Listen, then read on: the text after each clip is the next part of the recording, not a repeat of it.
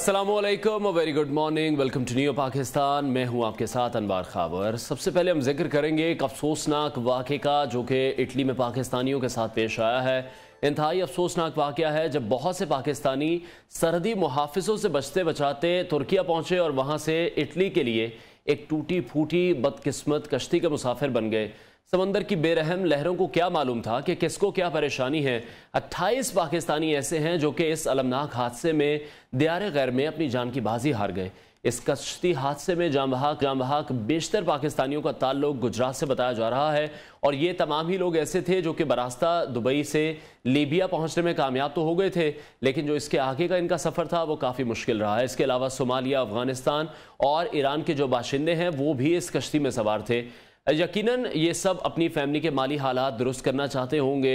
हर किसी के अपने अपने मसाइल हैं। कोई बहन की शादी के जहेज़ में हर चीज़ देना चाहता होगा, किसी को अपने दोस्तों के पास जाने की तमन्ना होगी। लेकिन इन तमाम अफराद को क्या ये मालूम था कि जो एजेंट्स हैं इनको सिर्फ अपने पैसों से गर्ज होती है। ये बेरहम इंसानी स्मगलर्स हैं जिनके दिल में बिल्कुल भी रहम मौजूद नहीं है और जो रहम जैसे अल्फाज भी हैं वो इनका मतलब भी नहीं समझते हैं। और अब इतनी जानों के चले जाने के बाद हम देख रहे हैं कि हुकूमत समेत FIA को भी होश आया है और इस वाक़े के बाद इंसानी स्मगलर्स के खिलाफ कार्रवाई शायद अब शुरू कर दी गई है। मुख्तलिफ मकामात पर छापे मारे जा रहे हैं और हम तो ये दुआ करते हैं कि इस बार जो ये स्मगलर्स हैं ये कैफरे किरदार तक पहुँचें ताकि जो मज़ीद लोगों की ज़िंदगियाँ हैं वो दाव पर लगने से किसी न किसी तरह से बच जाएं।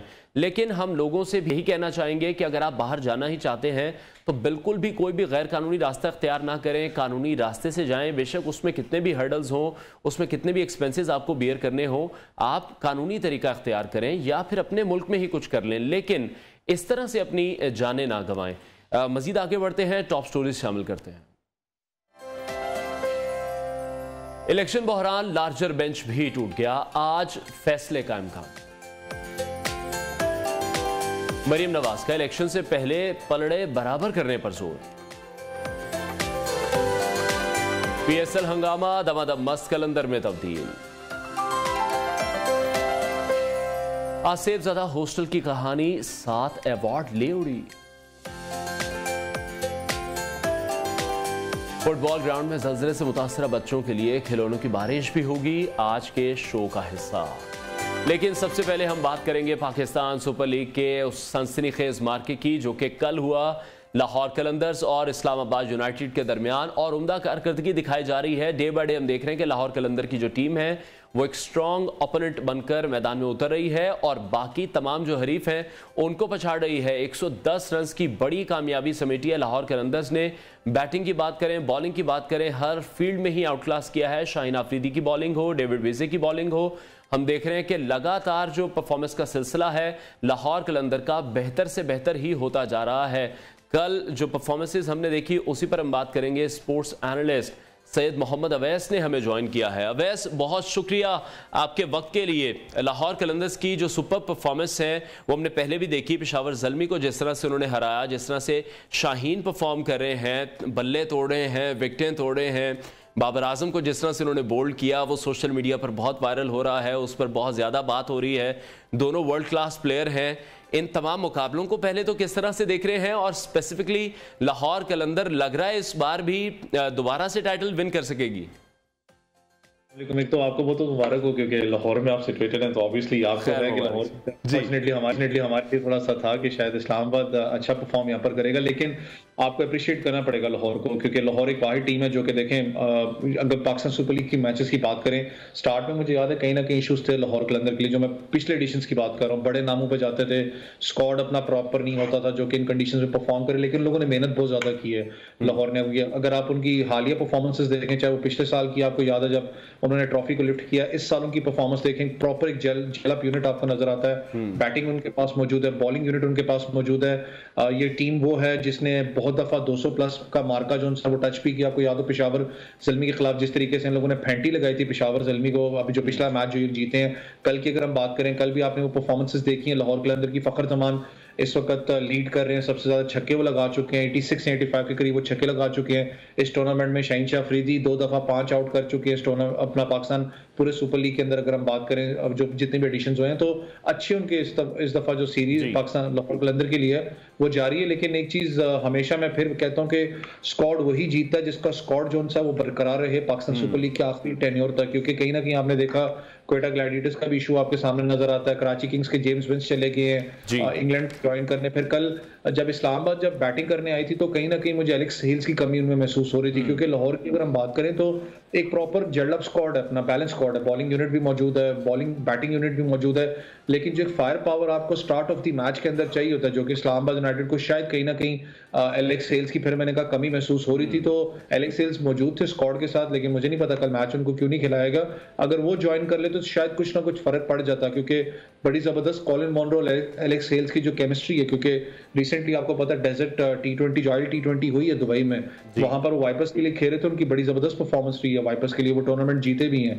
तो ये सॉरी अनफॉर्चुनेटली वो टूर्नामेंट फाइनल हारे थे, लेकिन एक अच्छी केमिस्ट्री उन दोनों की। लेकिन आप क्या समझते हैं, पाकिस्तान सुपर लीग के शुरू होने से पहले भी हमने डिस्कस किया था इस चीज को कि जो प्लेयर्स इंटरनेशनल प्लेयर्स हैं पाकिस्तान आते हैं लेकिन फिर टूर्नामेंट के बीच में से ही उन्हें जाना पड़ जाता है। इस तरह की जो रिवायत है हम देखते हैं आईपीएल में उस तरह से नहीं होती, आईपीएल उनको बाउंड करके रखता है। पाकिस्तान सुपर लीग को बहुत ज्यादा वो इजी लेते हैं, उसकी क्या वजह आप समझते हैं? देखिए दो चीजें हैं अनफॉर्चुनेटली अनवार भाई, क्योंकि आपको पता है आईपीएल जो सी है उसका एक थोड़ा सा मुझे बड़ा एक अजीब सिचुएशन लगती है, क्योंकि ये हमेशा हम बात भी करते हुए हैं कि कहीं ना कहीं जो आईसीसी है अनफॉर्चुनेटली सॉरी टू से वो इंडियन क्रिकेट काउंसिल स्टैंड करता है मेरे लिए, क्योंकि हमेशा उसने इंडिया का हमेशा साथ दिया है। बाकी जो नेशंस है स्पेसिफिकली पाकिस्तान वगैरह कभी उन लोगों ने इतना खास पाकिस्तान के लिए आवाज नहीं उठाई।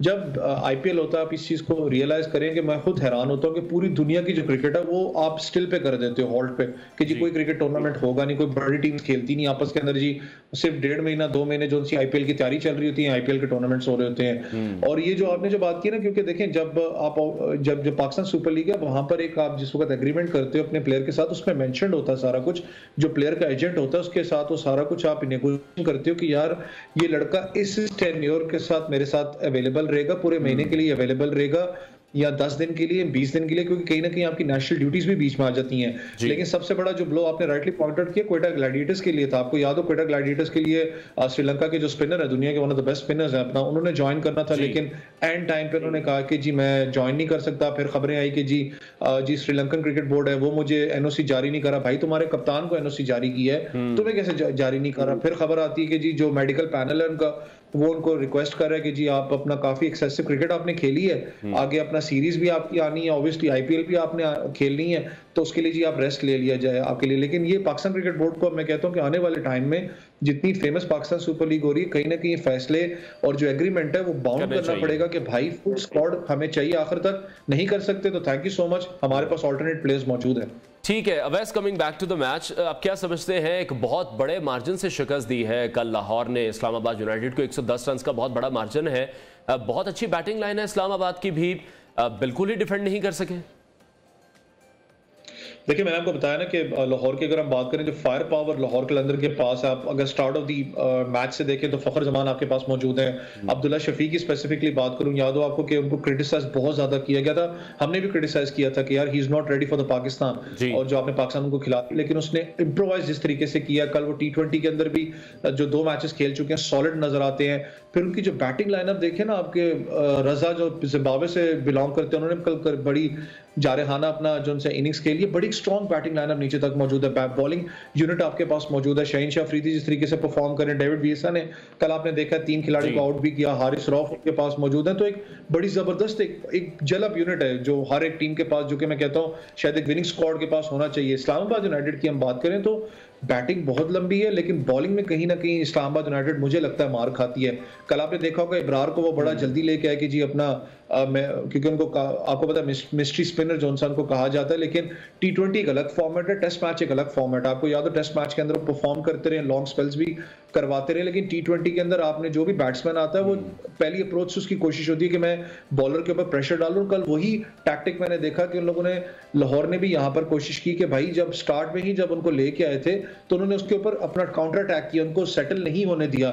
हसन अली भी आप अगर आप देखें तो गुरबाज जिस वक्त बैटिंग कर रहे थे तो वो चीज अपना नजर आ रही थी कि कोशिश उनकी थी कि मैं अपना जो लाहौर कलंदर के बैट्समैन है और जो बॉलर्स हैं उनको काउंटर अटैक करूं यहां पर कि मैं उनको सेटल ना होने दूं, जो कि एक अच्छी चीज होती है बैट्समैन की तरफ से। लेकिन कहीं ना कहीं एलेक्स सेल्स की आपको कमी महसूस होती है, लेकिन जो बॉलिंग यूनिट है अपना इस्लामाबाद यूनाइटेड का, उसको काम करने की जरूरत है, क्योंकि आगे जाके टूर्नामेंट में आपको इश्यूज होंगे अगर बॉलिंग यूनिट आपका परफॉर्म नहीं करता।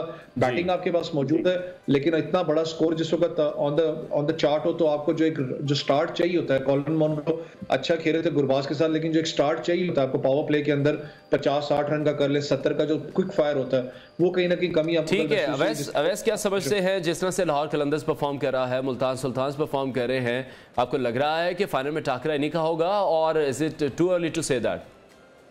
देखिए it's too early to say that. आपको देखा होगा ये बात क्योंकि हाईलाइट भी की गई थी कि जिस वक्त टीम जो से अपना होम जो स्टेशन से बाहर निकलती है उसकी परफॉर्मेंस बड़ी डिपेंड करती है कि वो कैसे परफॉर्म करेगी। मुल्तान सुल्तान ने आपने देखा है कि जब वो होम स्टेशन से बाहर निकली वो मैच हार गई, तो कहीं ना कहीं फ्लक्चुएट होता रहता है पॉइंट्स टेबल पर। नेट रन रेट बड़ा डिपेंड करता है, जैसे कल इनको बहुत बड़ी अपना शिकस्त हुई है इस्लामाबाद यूनाइटेड को, वो हर्ट करेगी उनको नेट रन रेट पे, क्योंकि आने वाले मैचेस में उस चीज को कवर भी आपको करना पड़ता है।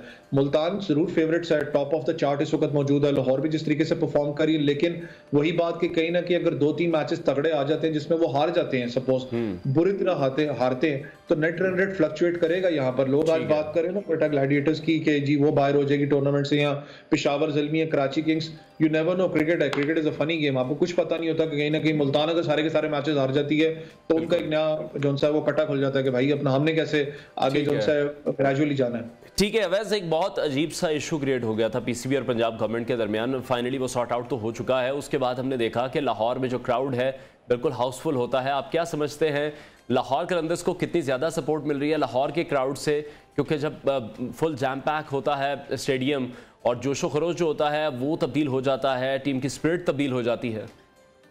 देखिए मुझे कल, क्योंकि अनवर भी मेरे साथ नजम सेठी साहब मौजूद थे, तो कल उनसे भी ये मैंने जब सवाल किया तो उन्होंने मुझे एक बड़ी अच्छी बात की। उन्होंने कहा कि अगर हम देखें ना पूरे ओवरऑल जितने भी स्टेशंस हम लोगों ने इस वक्त किए हैं उसमें सबसे ज्यादा जो एनर्जेटिक क्राउड आपको 2 या 3 अपना नजर आते हैं, वो मुल्तान का, लाहौर का, लेकिन पिंडी का सबसे ज्यादा आपको नजर आता है, क्योंकि पिंडी छोटा स्टेडियम है, आपको पता है बहुत से शहर जो से इसको करीब अपना कश्मीर भी मिलता है, बाकी नॉर्दर्न एरियाज भी मिलते हैं, तो लोग वहां पर मैचेस देखने के लिए आते हैं। लेकिन ये जो पंजाब गवर्नमेंट का जो इशू था पाकिस्तान क्रिकेट बोर्ड के साथ, एक चीज ठीक है, पाकिस्तान क्रिकेट बोर्ड को भी थोड़ा सा रियलाइज करना चाहिए कि हम इतना एक्सपेंसेस जो से हम लोग अपना अर्न करते हैं, बाकी मामलात हैं, इसको बहुत पहले आपको पाकिस्तान सुपर लीग से पहले आपको सॉर्ट आउट करना चाहिए था। इन बिटवीन द टूर्नामेंट जब इश्यूज आते हैं तो ऑब्वियसली नेगेटिविटी, आपको पता है प्लेयर्स भी अपना बात करने स्टार्ट कर देते हैं कि ये क्या हो रहा है, फिर जो दूसरे जो मुखालिफ क्रिकेट बोर्ड्स हैं आपके जो स्पेसिफिकली भारत जैसे है वो भी बात करने स्टार्ट हो जाता है कि भाई ये देखें जी इतना बड़ा प्रीमियम टूर्नामेंट हो रहा है, इनके ये मामला है कि जी सेटलमेंट ही नहीं अभी तक हो रही।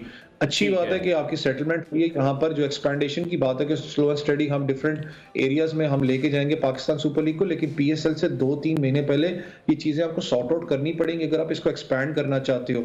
ठीक है अवैस, कराची और पेशावर के दरमियान भी मैच होने जा रहा है, उसको किस तरह से देख रहे हैं? कराची की टीम की परफॉर्मेंस पिछले सीजन में हमने देखा बहुत ज्यादा खराब थी, इस सीजन में भी अभी तक सिर्फ एक मैच जीत सके हैं, उनकी परफॉर्मेंस को किस तरह से देख रहे हैं?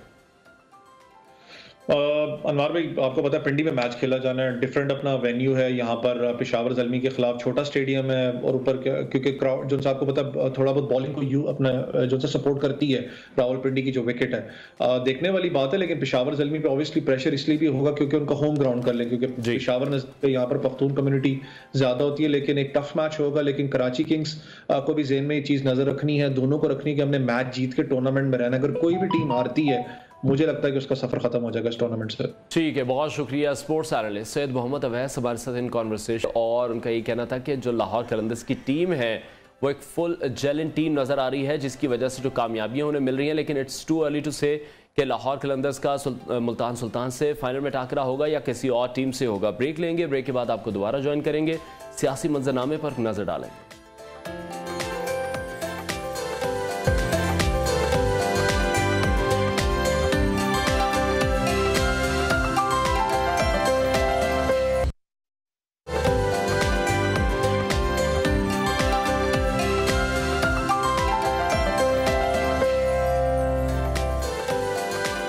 Welcome back. और अब कुछ बात करेंगे मुल्क में मौजूद सियासी बहरान की, जो कि 2014 में ही शुरू हुआ था, जब तहरीक इंसाफ ने 35 पंक्चर का इल्ज़ाम लगाया और फिर मुल्क में एहतजाजी और दुश्मनी की सियासत की बुनियाद रखी गई।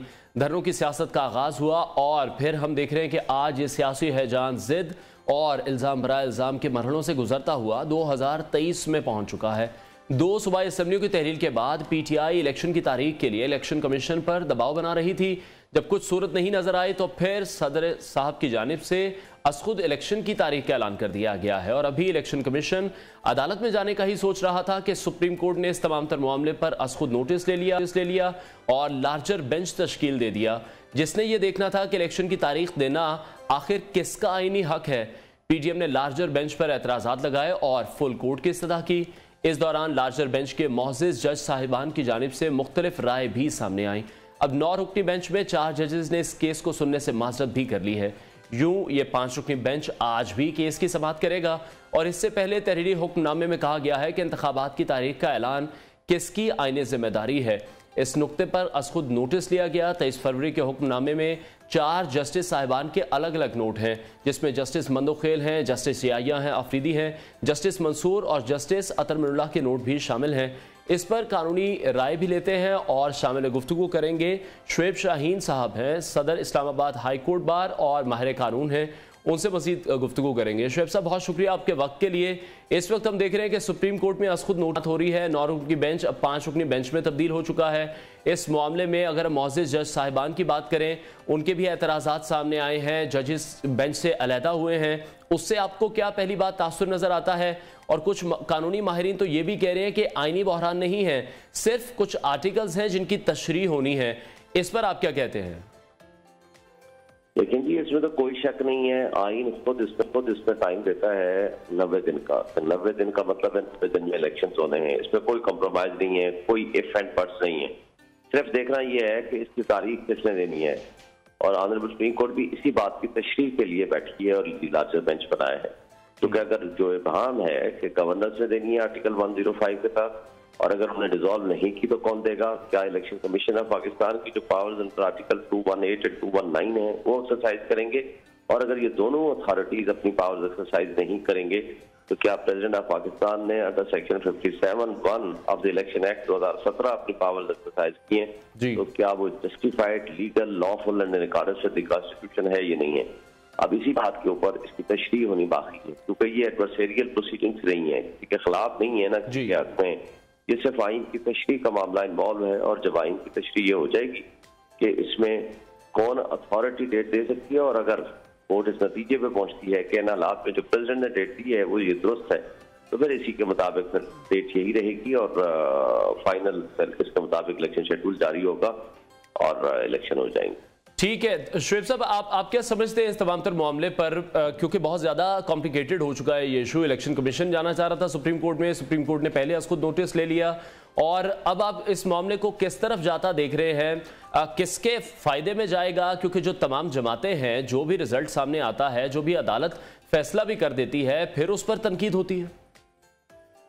देखें, जो तो जमातें इस बात सिर्फ तनकीद बराए तनकीद करना चाहती हैं, जो इलेक्शन से भागना चाहती हैं, उनका मामला तो मुख्तलिफ है। लेकिन जो चीजें जो अदालत जमातें या जो आइन पे यकीन रखती हैं, जो ये कहती हैं कि आइन के तहत जो 90 दिन का इलेक्शन का प्रोसीजर है वो मुकम्मल होना चाहिए, तो मेरा ख्याल है ये तो पॉलिटिकल पार्टीज के हक में है। अगर कोई तनकीद वैसे ही तनकीद बराए तनकीद करना चाहे तो उसके ऊपर तो कुछ कदगन और पाबंदी नहीं लगाई जा सकती।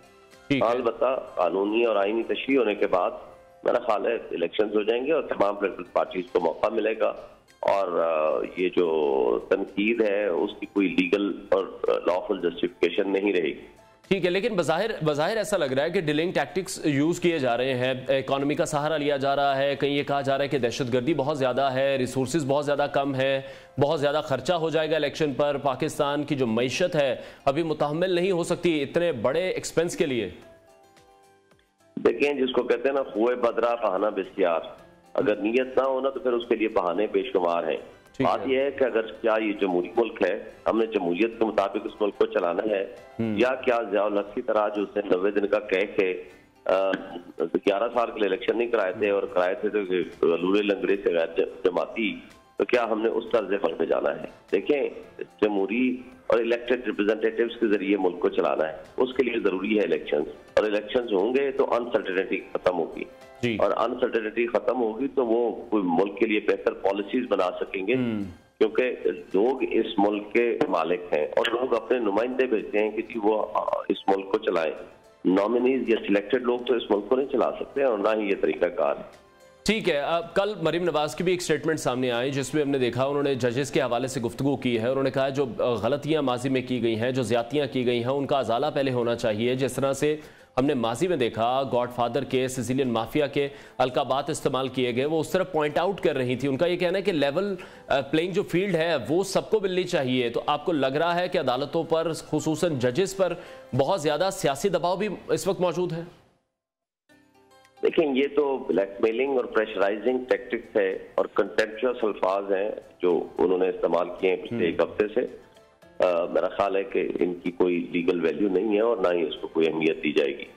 बाकी तो अब जा रहे तो उनके मुतालबात जो भी होंगे, अगर गैर कानूनी होंगे और गैर आईनी होंगे तो उसकी कोई वेटेज नहीं है, और अगर गैर कानूनी और गैर आईनी नहीं होंगे तो वो पॉलिटिकल उनके आर्गूमेंट्स हैं, पॉलिटिक्स उनकी है और वो चलती रहेगी। लेकिन शोएब साहब, आप क्या समझते हैं? पीडीएम की जानिब से बारहा ये कहा जा रहा है कि जो अदालतों का बर्ताव है वो इमरान खान की तरफ बहुत डिफरेंट होता है इन कंपैरिजन। अगर माजी में देखें जिस तरह से पाकिस्तान मुस्लिम लीग नून, पीपल्स पार्टी या बाकी जमातों के लोगों पर जब केसेस थे उनको जिस तरह से पेशी के लिए लाया जाता था, इमरान खान साहब के लिए तरीकाकार थोड़ा सा मुख्तलिफ है। अदालतें उनका इंतजार भी करती हैं? नहीं, तो उनसे पूछो। इमरान खान साहब तो हर रोज किसी अदालत में पेश होते हैं बीमारी के बावजूद और इस इंजर्ड होने के बावजूद। तो जो नवाज शरीफ साहब, उनके अब्बा जान, यहाँ 3 हफ्ते या 6 हफ्ते का गारंटी देकर गए थे, जिसके गारंटियर भी शहबाज शरीफ साहब थे, तो आज 4 साल गुजरने के बावजूद वो यहाँ से भगोड़े होकर लंदन में बैठे हुए हैं। उनसे पूछा जाए कि उनसे कोई अदालत नहीं पूछती कि वो क्यों नहीं आए। इसहाक डार साहब 5 साल बाद वापस आए और आकर के बरीओ जिम्मा हो गए और 5 साल भगोड़े रहे। सलमान सरदार साहब कहाँ रहे? हसन नवाज, हुसैन नवाज आज तक एक्स-ऑर्डर है, वो नहीं आए।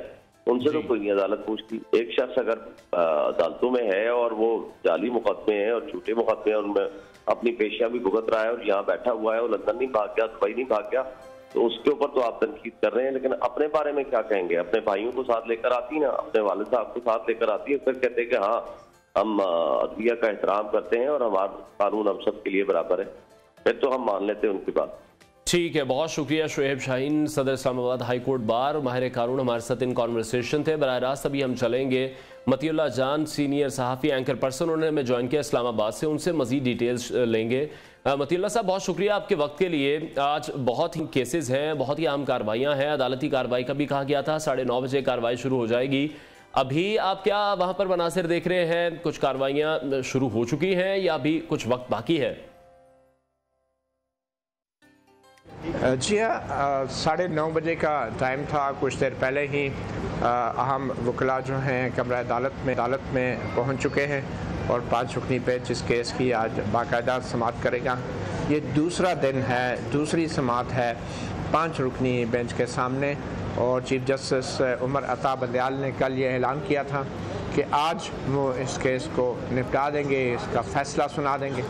तो आज के दिन जिन अहम लोगों ने अपना अपना मौक़िफ़ देना है जी, तो उसमें ऑब्वियसली वफाकी हुकूमत की तरफ से, फिर हुक्मरान जमात की तरफ से वकला पेश होंगे, फिर अटॉर्नी जनरल जो है उन्होंने भी कोर्ट को अपनी राय देनी है, शायद वो आखिर में आज बात करें। उससे पहले सदर मुमलिकत की तरफ से भी वकील हैं एडवोकेट सलमान अकरम राजा, वो पेश हुए हैं। फिर गवर्नर पंजाब के वकील हैं जो मुस्तफ़ा धमदे, वो भी अदालत में आज अपने मौक़िफ़ पेश करेंगे। और फिर जो पीडीएम के ऑब्वियसली बैरिस्टर मंसूर आवान हैं, और फिर पाकिस्तान पीपल्स पार्टी के फारूक नाइक हैं। तो इन सब लोगों ने आज अपना अपना मौक़िफ़ देना है। आज सुबह 9:30 बजे का वक्त इसलिए मुकर्रर किया गया था कि आज शाम तक इस केस को निपटा दिया जाएगा। इस बात का इम्कान है कि सुप्रीम कोर्ट आज इस नतीजे पर पहुंच जाएगी कि आखिर सूबाई असम्बलियों की तहलील के बाद कौन से आइनी ओहदेदार ने इलेक्शन की तारीख देना होती है, जो 90 दिन के अंदर अंदर इलेक्शन कराने होते हैं। मगर इसके साथ साथ आज अदालत ने जो बेंच बनाया है उससे ये लगता है कि जो सवाल जस्टिस अतर मनल्ला ने उठाया था कि आया सूबाई असम्बलियों की तहलील आइनी भी है या नहीं और क्या उनको बहाल किया जा सकता है, वो सवाल जो है ना तो अब अदालती हुक्म में शामिल है जो आखिर में जारी हुआ आखिरी बार, और ना ही इस बेंच में जस्टिस अतर मनल्ला खुद शामिल हैं। तो लगता है कि आज इस केस को सिर्फ इस हद तक निपटा दिया जाएगा कि कौन सा आइनी ओहदेदार जो है वो 90 दिन के अंदर इलेक्शन कराने की तारीख देने का मजाज है। और वैसे अगर कैलकुलेट किया जाए तो 90 दिन का टाइम अब गुजर चुका है और अब जो भी इलेक्शन होंगे वो 90 दिन के अंदर तो वैसे भी नहीं हो सकते। ठीक है मती साहब, लेकिन पीडीएम की अगर बात करें तो उन्होंने बहुत ज़्यादा एतराज़ उठाया 5 रुकनी बेंच पर, वो बज़द हैं कि इस केस की समाअत करें। अभी आपको क्या लग रहा है, उस पर कुछ नज़रसानी की गई?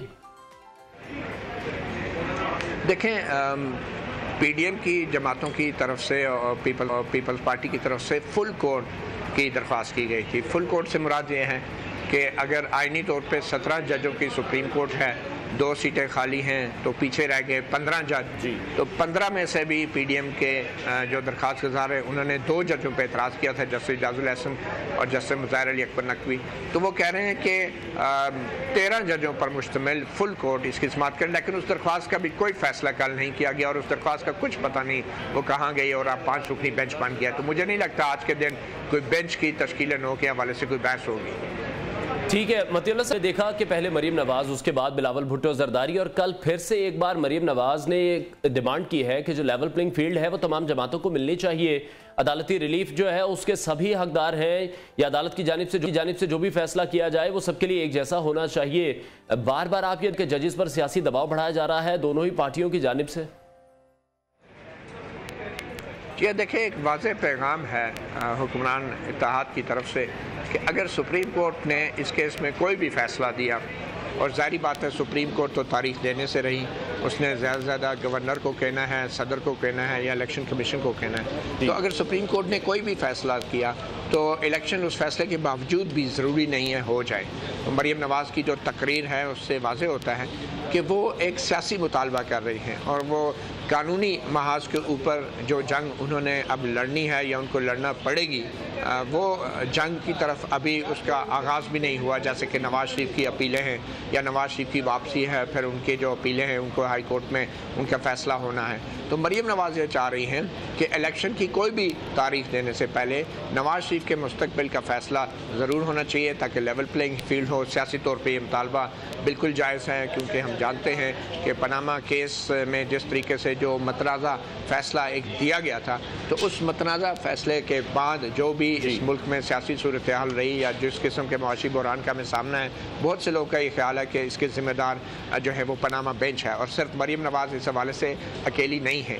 तो मेरे ख्याल में उनका एक सियासी मुतालबा अपनी जगह पर सियासी मुहाज के हद तक जायज़ है, मगर कानूनी तौर पर हमने देखना है कि जब तक नवाज शरीफ वापस नहीं आएंगे तो वो कानूनी अमल शुरू नहीं होगा, जिसके बाद एक लेवल प्लेइंग फील्ड मिलनी है मुख्तलिफ सियासी जमातों को। ठीक है मती साहब, जब कल मरीम नवाज ने गुफ्तगू की है तो जिस तरह से आप भी कह रहे हैं नवाज शरीफ पर लगे इल्जाम, उन्होंने कहा कि वापस लेने होंगे जो अलकाबात उनको दिए गए सिसिलियन माफिया के गॉडफादर के, इस तरह के अलकाबात से नवाजा गया मरीम नवाज। अब आपको क्या लग रहा है फिर किससे मुखातिब हैं? देखें, वो जिनसे भी मुखातिब हैं वो शायद खुल के उन सब का नाम नहीं लेना चाह रही। जनरल बाजवा जो मरकज़ी किरदार थे इस सारे पनामा केस के ड्रामे के पीछे, जिसको अब ड्रामा कहना शायद गलत भी ना होगा, जनरल बाजवा का नाम लेने से मरीम नवाज़ कतरा रही हैं, हुक्मरान इत्तेहाद कतरा रहे हैं और सिर्फ जनरल फैज़ पे सारा बोझ डाल रहे हैं।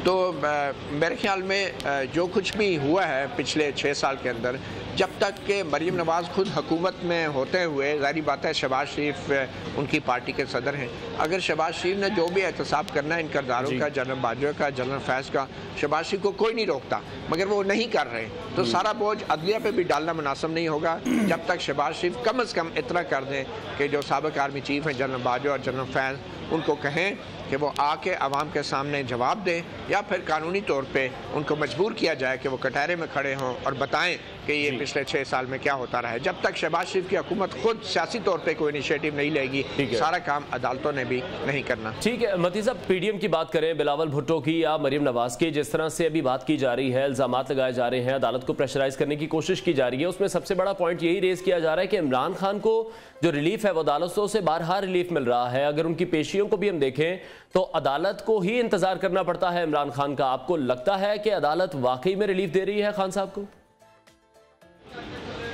देखें, इससे बड़ी रिलीफ क्या होगी कि ना तो हुकूमत खुलकर वो मामलात को कानूनी तौर पे आगे ले जाने की पोजीशन में है, क्योंकि वो जिस समझौतों और जिस मसलत के तहत अब बज़ाहिर उन हदों के अंदर रहकर इमरान खान के खिलाफ कार्रवाई कर सकते हैं, और फिर जो कार्रवाई हो रही है इमरान खान के खिलाफ, अदालतें जो हैं वो भी बहुत मोहतात लगती हैं, और इमरान खान को यकीनी तौर पे बड़ा ही एक खसूसी सलूक उनके साथ किया जा रहा है।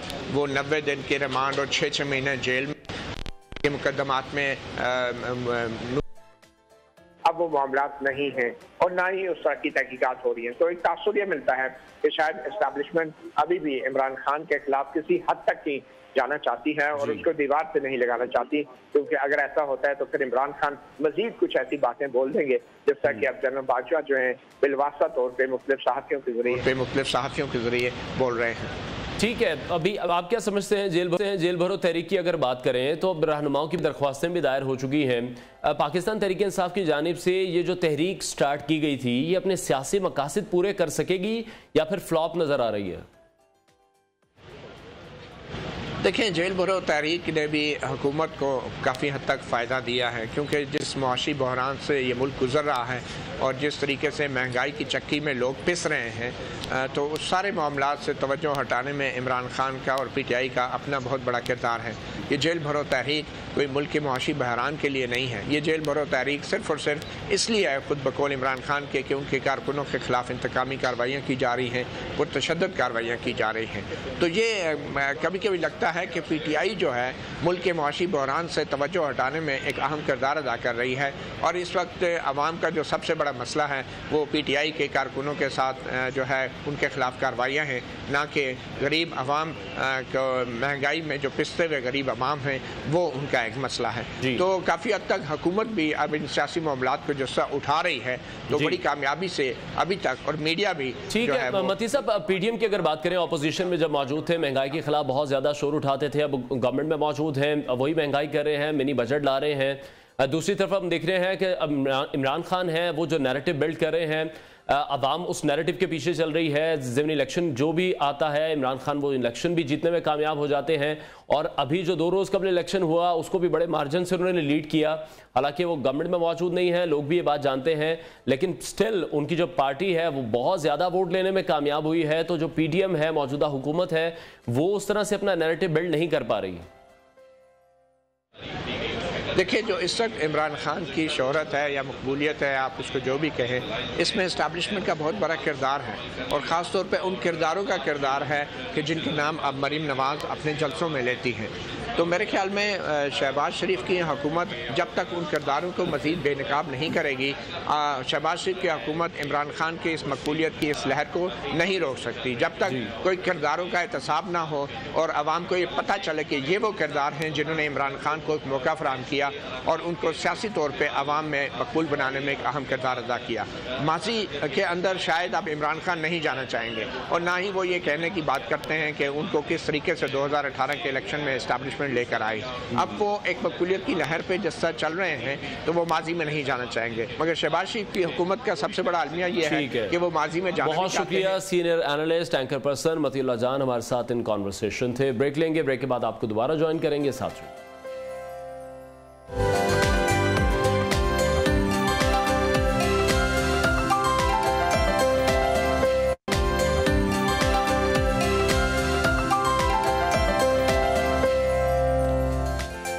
Welcome back. फैसल मस्जिद के हवाले से शहराज अहमद शहराजी ने एक बहुत ही इंटरेस्टिंग रिपोर्ट रेडी की है, अब आपके साथ शेयर करते हैं।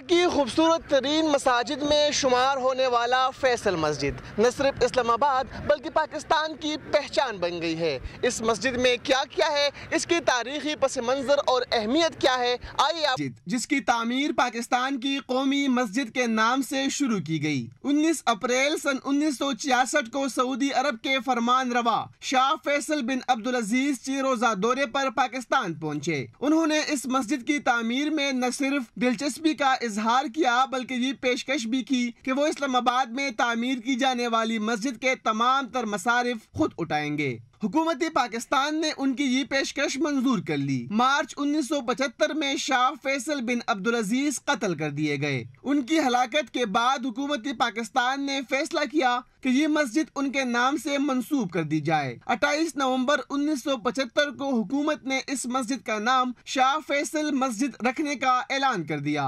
शाह फैसल मस्जिद सऊदी हुकूमत की जानिब से एक अनमोल तोहफा है। फैसल मस्जिद में एंटर होते ही आपको 3 तख्तियां नजर आएगी जिस पर इस मस्जिद की तारीख दर्ज है। इस मस्जिद का संगी बुनियाद खालिद बिन अब्दुल अजीज ने रखा था। फैसल मस्जिद में नमाजियों के लिए खूबसूरत वजूखाना मौजूद है जहां मर्दों खवातीन के लिए अलग अलग जगह बनाई गई है। फैसल मस्जिद के अंदर आकर इस मुकाम पर आपको 2 शॉप नजर आएंगे। राइट साइड पर जो शॉप है इसमें आपको रोजमर्रा के तमाम अशिया, जाय नमाज, तस्बीह और जो दीगर डिजाइन के अशियाज है वो यहाँ पर आपको मिलेंगे। जबकि मेरे लेफ्ट साइड पर जो है एक लाइब्रेरी है जहाँ पर आपको दीनी, दुनियावी और इसके साथ साथ फैसल मस्जिद के मुतालिक तमाम जो तारीखी अहमियत के हामिल किताबें हैं वो आपको यहाँ पर मिलेंगी और आप यहाँ से खरीद सकते हैं। 28 जनवरी 1983 को फैसल मस्जिद इस्लामाबाद में पहली बार नमाज जुम्मा अदा की गई। इस नमाज की इमामत इस्लामी यूनिवर्सिटी के रईस कुलिया मौलाना हुसैन अहमद हसन ने की।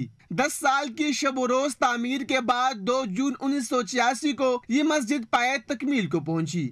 मारगला के पहाड़ियों के दामन में वाक़े ये शाहकार फैसल मस्जिद जिसकी खारजी गुंबद की लंबाई 134 फुट जबकि दाखिली गुंबद की लंबाई 150 फुट है। यहाँ पर मौजूद इस सहन में रमज़ान में न सिर्फ लोग अफ्तारी करते हैं बल्कि मुल्क भर से आए हुए सयाह यहाँ पर इस खूबसूरत मस्जिद की तस्वीर निगारी करते हुए ये खूबसूरत मनाजिर कैमरे की आंख में महफूज करके हसीन लम्हात का शाखसाना बना देते हैं। इस खूबसूरत मस्जिद की दिलमोह खूबसूरती को देखने के लिए मुल्की व गैर मुल्की सयाह खिंचे चले आते हैं। इसे मैं ही नहीं देखने आई, मेरा ख्याल है पूरी दुनिया से लोग जो मुस्लिम है वो इस चीज़ को देखना चाह रहे होते हैं। बहुत ज़्यादा खूबसूरत है, बहुत मज़े की है। बाहर से लगता है कि बहुत छोटे साइज़ में लेकिन अंदर जाके उसकी बहुत बड़ी मजेस्टी है। अल्हम्दुलिल्लाह।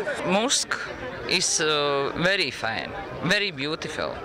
Alhamdulillah, shukr Allah, shukr these people that doing this work for other people and for Muslim. तारीख रीड की है फैसल मस्जिद की, अंदर मुकम्मल लिखा हुआ है, बड़ा उन्होंने बनाया हुआ है कुरान पाक, वो भी देखा है और मुख्तलिफ हर पूरे पाकिस्तान से लोग यहाँ आए हुए हैं, इवन के अफगानिस्तान से भी हमने देखे हैं लोग आए हुए हैं। Guinness book of world records के 1992 के एडिशन में शाह फैसल मस्जिद इस्लामाबाद को दुनिया की सबसे बड़ी मस्जिद तस्लीम किए जाने का ऐलान किया गया।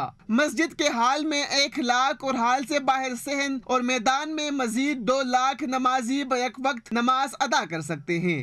दुनिया की खूबसूरत तरीन मसाजिद में शुमार होने वाली फैसल मस्जिद की सैर हमने आपको कराई। यहाँ पर आने वाले नमाजियों और सयाहों को भी चाहिए कि वो इस मस्जिद की तकद्दुस का ख़ास ख्याल रखें ताकि मस्जिद की बेहुरमती ना हो। कैमरामैन सजाद मजीद के साथ शिराज अहमद शिराजी, न्यू न्यूज़ इस्लामाबाद।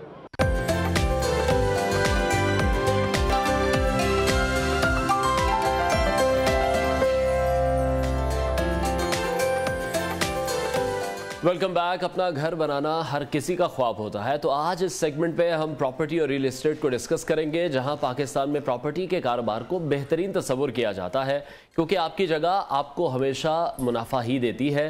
इसमें नुकसान का जो अंदेशा है वो कम तरीन होता है और यही रीज़न है कि गुज़श्ता 2 दहाइयों से प्रॉपर्टी एक इंडस्ट्री की हैसियत भी इख्तियार कर चुकी है और अच्छी हाउसिंग स्कीम वही समझी जाती है जो कि बेहतर लोकेशन पर मौजूद हो, जहाँ से आने जाने की आसानी हो, तमाम फैसिलिटीज़ वहाँ पर अवेलेबल हों। और दूसरा, आम आदमी की जो ख्वाहिश होती है वो ये होती है कि उसको कदरे सस्ता और अच्छा घर मिल जाए या अच्छा प्लॉट मिल जाए, अच्छा सस्ता प्लॉट मिल जाए, जहाँ पर वो अपना घर बना सके, कंस्ट्रक्शन कर सके, जहाँ वो अपने ख़ानदान को तहफ़्फ़ुज़ दे सके। तो ये जो गेटेड कम्युनिटीज़ हैं, ये सोसाइटीज़ हैं, ये कॉन्सेप्ट लाया गया है और ये कॉन्सेप्ट ही वजह बना है ऐसे गार्डन के क़याम का, जहाँ सस्ते प्लॉट और घर फराहम करने के विजन के तहत इस ऐसे गार्डन का जो क़याम है वो अमल में लाया गया है। आज हमारे साथ ऐसे गार्डन से मौजूद हैं मियां अरशद, सेल्स एग्जीक्यूटिव हेड हैं वहाँ पर ऐसे गार्डन में। उनसे हम इस हवाले से मजीद गुफ्तगू भी करेंगे। सर, बहुत शुक्रिया आपके वक्त के लिए। पहले तो ये बताइएगा कि आप किस तरह से देख रहे हैं ऐसे गार्डन का, किस तरह से आगाज़ हुआ और अभी किस तरह से जा रहा है ऐसे गार्डन? जी, बहुत शुक्रिया आपने इन्वाइट किया। बेसिकली ऐसे गार्डन हाउसिंग सोसाइटी में जेटी रोड पे वाक़ है और हम लोग जेटी रोड पे 2009 से हाउसिंग सोसाइटी हमारी काम कर रही है। और वेरी फर्स्ट डे से जब हमने मेरे सीईओ और चेयरमैन ने इस सोसाइटी का आगाज़ किया तो फर्स्ट डे से हमारा एक ही विज़न था कि हमने एक ऐसी हाउसिंग सोसाइटी बनानी है जिसमें आपको तमाम तरह एमेनिटीज़ जो किसी भी सिटी में मौजूद होती हैं वो आपको मिलें। आपको सोसाइटी में पेट्रोल पम्प मिलें, आपको बैंक्स मिलें, आपको फूड चेन्स मिलें, आपके हर ब्लॉक में पार्क्स होने चाहिए, ज़ू होने चाहिए, आपके प्ले ग्राउंड्स होने चाहिए। तो लेकिन उसके पीछे जो एक विज़न था, सारी डेवलपमेंट अच्छी से अच्छी करके कि उसके जो रेट्स हैं वो इस कदर कम होने चाहिए कि मतवस्त तबका या जो मिडिल क्लास के लोग हैं वो भी उसमें अपनी रिहाइश कर सकें। ठीक है। तो ऐसे गार्डन फर्स्ट डे से एक विज़न के साथ मार्केट में काम कर रहा है कि हमने अच्छी से अच्छी डेवलपमेंट देनी है, लेकिन हमने जो अपने रेट्स रखने हैं वो बहुत कम रखने हैं। ठीक है। तो इसकी मैं आपको एक एग्जांपल भी कोट करूंगा कि हम लोग अभी रिसेंटली एक ब्लॉक सेल कर रहे हैं शेर आलम के नाम से, जिसमें आप जस्ट 7500 रुपीज़ मंथली इंस्टॉलमेंट देके अपने प्लॉट के मालिक बन सकते हैं। ठीक है। और आप उस सोसाइटी में अपने प्लॉट के मालिक होंगे जिसमें पानी, बिजली, गैस तो 2009 से मौजूद है, जिसमें प्ले ग्राउंड और आपकी मेन जीटी रोड पे 3 से 4 एक्सेस हैं। आप तमाम फैसिलिटीज़ हैं। आप सोसाइटी से बाहर निकलते हैं तो डायरेक्ट अप्रोच पे आपके पास एयरपोर्ट है। उसके अलावा आपकी सोसाइटी में फुटबॉल ग्राउंड, आपकी सोसाइटी में एम्फी थिएटर, रेसिंग ट्रैक्स, जू, हर चीज़ मौजूद है। और उस सोसाइटी में आप जस्ट 7500 रुपीज़ मंथली इंस्टॉलमेंट पे आप अपने प्लॉट के मालिक बन सकते हैं। ठीक है। तो किस तरह से आप देख रहे हैं, किस तरह से डिफ्रेंशिएट करेंगे? और भी सोसाइटीज़ हैं वो इस तरह की तमाम चीज़ें ऑफर कर रही हैं, वहाँ पर भी रेट्स हैं, कम हैं। ऐसे गार्डन को किस तरह से डिफ्रेंशिएट करेंगे? सर, ऐसे गार्डन बेसिकली एक रियलिटी बेसिस मार्केट है और हम लोग मार्केट में काम कर रहे हैं। तो हमारे इस टाइम 16 प्लस ब्लॉक्स ऐसे हैं जो डेवलप हैं और अराउंड 3000 फैमिलीज वहाँ पे रह रही हैं। ठीक है। तो हम लोग, मैंने आपको जैसे कि पहले बताया कि हमारा जो एक फर्स्ट डे से विजन था कि हमारी जो प्राइस है वो बहुत कम होगी और शायद यही चीज़ है कि हमारी अमेनिटीज़ बहुत ज़्यादा हैं लेकिन हमारी जो प्राइस है, हमारी जो प्लॉट प्राइस है अपार्टमेंट की, घर की, टाउन हाउसेज की, वो इतनी कम है कि हर बंदे की पहुँच में आ जाती हैं। ठीक है। लेकिन अब हम सोसाइटीज़ की जिस तरह से बात कर रहे हैं या हम डेवलपर्स की बात कर रहे हैं तो सबसे बड़ा जो आज इशू है वो है ट्रस्ट का। जी। तो ट्रस्ट डेवलप करने के लिए सोसाइटीज़ या ऐसे गार्डन क्या काम कर रहे हैं कि लोगों को ट्रस्ट भी हो?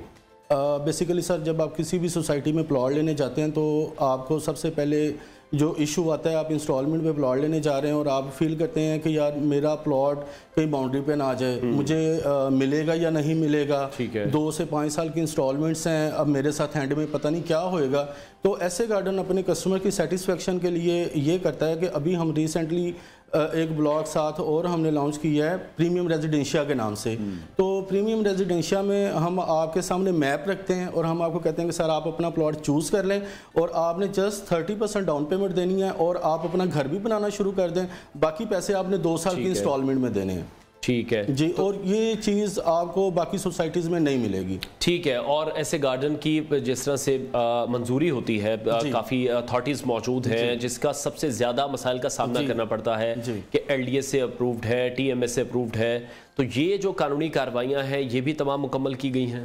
Sir thank you so much. ये क्वेश्चन हमें हर कस्टमर की तरफ से ज़रूर सुनने को मिलता है और कोई भी हमारा क्लाइंट जब प्लॉट लेने के लिए जाता है और वो मैच्योर क्लाइंट हो जिसको प्रॉपर्टी के लेन देन का पता हो तो सबसे पहले NOC पे बात की जाती है। जी। तो ऐसे गार्डन्स बेसिकली 2009 से चूँकि काम कर रहा है और हम लोग जीटी रोड पे हैं, तो जीटी रोड पे पहले एलडीए की हदूद थी, एलडीए की लिमिट के बाद अब वहाँ पे टीएमए फॉल करता है। ठीक है। तो अल्लाह का शुक्र है कि ऐसे गार्डन्स टीएमए और एलडीए दोनों से अप्रूव्ड है। ठीक है। और उसकी अप्रूवल की सबसे बड़ी एक वजह यह भी है कि हम लोग चूँकि कि वहाँ पे पुराने हैं और हम डिलीवर कर रहे हैं। ठीक है। हमारी सोसाइटी में आपको सुई, गैस, पानी, बिजली ये मिल रहा है और ये अमेनिटीज़, ये सहूलियात आपको तब मिलती हैं जब आप अपने तमाम इदारों से अप्रूव्ड होते हैं। तो ऐसे गार्डन टीएमए, एलडीए और तमाम जितने भी इससे मुंसलिक गवर्नमेंट के इदारे होते हैं सबसे अप्रूव्ड है। ठीक है। अच्छा, जो एक सबसे बेसिक नीड है, आज हर घर की नीड है, पहले भी थी, जो गैस की सप्लाई है वो वहाँ पर मौजूद है, क्योंकि लाहौर में भी हम देखते हैं कि बहुत ज़्यादा गैस की जो लोड शेडिंग है उसका भी सामना करना पड़ता है, शॉर्टफॉल का सामना है। जी बेसिकली सर, किसी भी हाउसिंग सोसाइटी में या किसी भी घर में जो हमारी बेसिक नीड्स हैं, पानी, बिजली, गैस, वो बहुत ज़रूरी होती हैं और कस्टमर सबसे ज़्यादा प्रेफरेंस भी उसी सोसाइटी को दे रहा होता है जिसमें ये तीनों चीज़ें मौजूद हों। तो अल्लाह का शुक्र है ये तीनों सहूलियात ऐसे गार्डन्स में 2009 से मैसर हैं। ठीक है। हमारे हर ब्लॉक में गैस मौजूद है, हमारे हर ब्लॉक में लेस्को के थ्रू इलेक्ट्रिसिटी मौजूद है और वासा के थ्रू बाकी सारी सर्विसेज मौजूद हैं। ठीक है। अभी जिस तरह से आपने डिस्कस किया कि 7500 रुपीज़, 7500 रुपये किस्त है और आप अपने प्लॉट के मालिक बन सकते हैं, उसकी कोई डाउन पेमेंट करनी होगी या उसकी 6 महीने बाद एक और किस्त होती होगी जो थोड़ी सी बड़ी अमाउंट की होगी, लेकिन फिर इतनी कम प्राइसेस में इतनी सारी फैसिलिटीज़ देना ये किस तरह से पॉसिबल है? आप जो टाइम देते हैं उस पर फिर क्लाइंट को प्लॉट डिलीवर भी कर रहे हैं?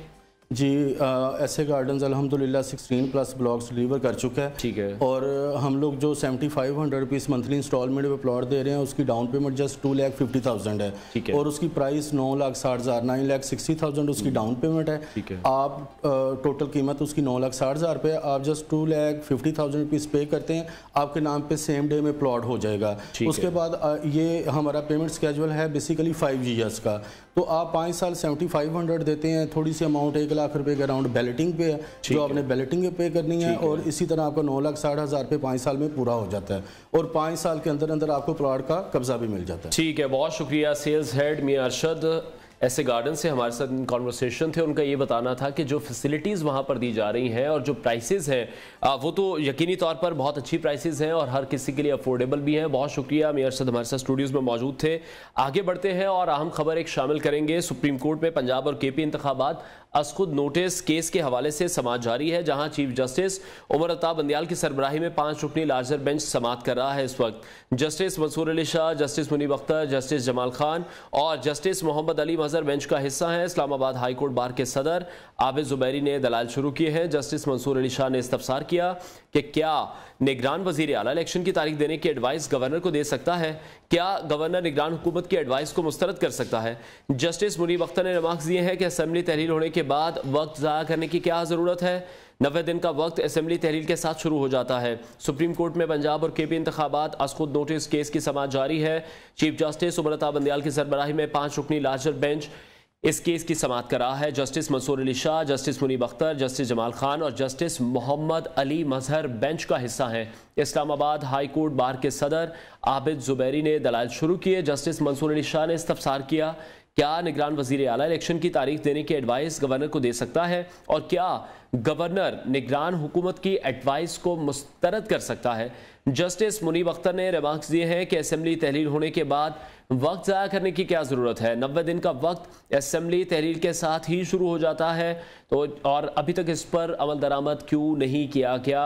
अब देखना यह है कि किस तरह से ये जो इस तमाम तर मामले की तशरीह की जाएगी। अदालत की जानिब से, PTM की जानिब से काफ़ी तनकीद का निशाना बनाया गया और उनका ये मुतालबा था कि फुल कोर्ट इस तमाम तर मामले को सुने।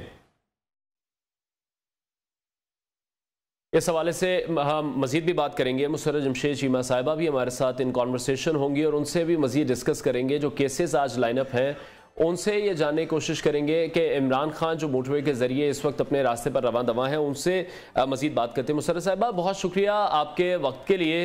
अभी इमरान खान रवां दवा हैं अपने काफ़िले के साथ और काफ़ी हम देख रहे हैं कि एतराज़ात उठाए जा रहे हैं दूसरी जमातों की जानिब से। आपने भी स्टेटमेंट सुनी होंगी, मरीम नवाज़ की स्टेटमेंट पहले आई, बिलावल भुट्टो की। कल मरीम नवाज़ ने दोबारा से गुफ्तगू की कि एक लेवल प्लेइंग फील्ड मिलना चाहिए सबको ही, अदालत की जानिब से ही। इस पर आप क्या कमेंट करेंगी? बिस्मिल्लाहिर्रहमानिर्रहीम, बहुत शुक्रिया। पहले तो कौम से दुआओं की अपील है कि खान साहब की जिंदगी के साथ खेलने का जो अमल है वो मुसलसल जारी है। खान साहब के ऊपर पहली मर्डर अटेम्प्ट हो चुकी है और आगे अल्लाह उनको अपनी हिफाजत में रखे खान साहब, आमीन। तो अगर कुछ होता है तो इसका मतलब ये कि पाकिस्तान की सालमियत को खतरा है। वो पाकिस्तान में अमन कायम रखने के लिए, मुल्क को अनारकी से बचाने के लिए एक शील्ड है। तो अल्लाह ताला उनकी हिफाजत करे। हम काफिले में उनके साथ हैं। पूरी कौम से दुआओं की अपील है। जहाँ तक मरियम की स्टेटमेंट का ताल्लुक है, देखें, मरियम जो है ना वो बेकाबू होके इस मुल्क के आइन और कानून को रोंदना चाहती है जी। देखें, नवाज शरीफ के खिलाफ जितने भी केसेस थे वो आइन और कानून के मुताबिक उसके ऊपर अमल हुआ। बारहा इनको अपनी सफाई में अपना मौकफ रखने का, अपने सबूत देने का, क्योंकि एक पेपर लहराया था इन्होंने, ये है वो जराए। जब अदालत ने वो जराए बारहा इनसे मांगे तो ये इन्होंने कतरी लेटर, कैलबरी फॉन्ट और मेरी लंदन तो क्या पाकिस्तान में भी कोई जायदाद नहीं वाले सफेद झूठ अदालत के सामने रखे। अगर वो शख्स कॉन्विक्टेड है तो उसके पीछे बहुत बड़े बड़े मुहर्रिकात हैं। पाकिस्तान का जो प्राइम मिनिस्टर था वो बाहर अकामे पे था। पाकिस्तान के प्राइम मिनिस्टर ने, उस वक्त के प्राइम मिनिस्टर ने बेबहा करप्शन की। उनके जो भी जो दौलत के अंबार है उसका वो मनी ट्रेल नहीं दे सके।